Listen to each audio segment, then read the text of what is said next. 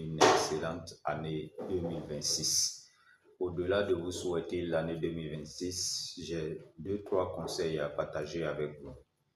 D'abord, quand une année finit, la première chose à faire, c'est de faire un bilan. Un bilan de cette année, un bilan de notre vie par rapport à l'année qui vient de s'écouler. Quels étaient les objectifs que nous nous sommes fixés? Quel est le but que nous avons voulu atteindre et qu'est-ce que nous avons pu réaliser? Alors, en premier lieu, quand tu finis de faire le bilan et que tu fais une analyse, soit négative, soit positive, toutefois est-il qu'il faut retenir que le bilan n'est pas pour arrêter sa vie, mais le bilan est pour se projeter et voir ce qu'on peut faire de l'avenir, voir ce qu'on doit se fixer encore comme objectif. Et quand tu finis de faire le bilan, le deuxième point, la deuxième chose à faire, c'est de planifier son année.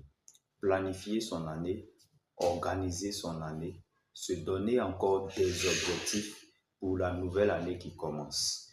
Pour la nouvelle année qui commence, ce qu'il faut comprendre, c'est que nous ayons atteint nos objectifs ou pas, l'année va finir.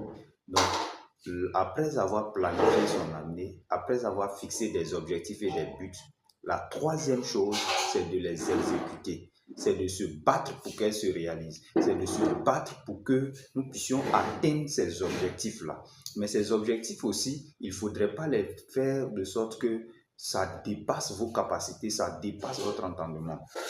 C'est-à-dire que quoi? Souvent, on se fixe des objectifs qui ne dépendent pas de nous.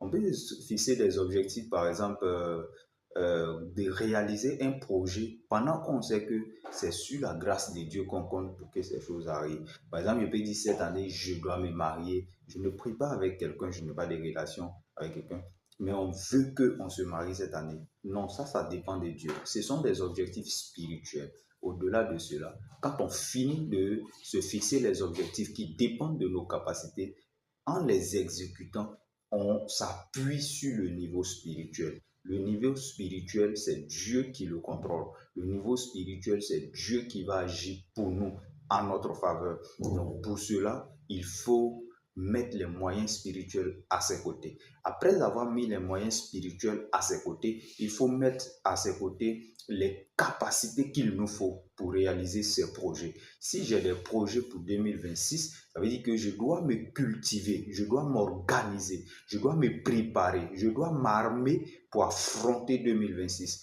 Dans mon cas, ce que j'ai fait, c'est de m'acheter des livres.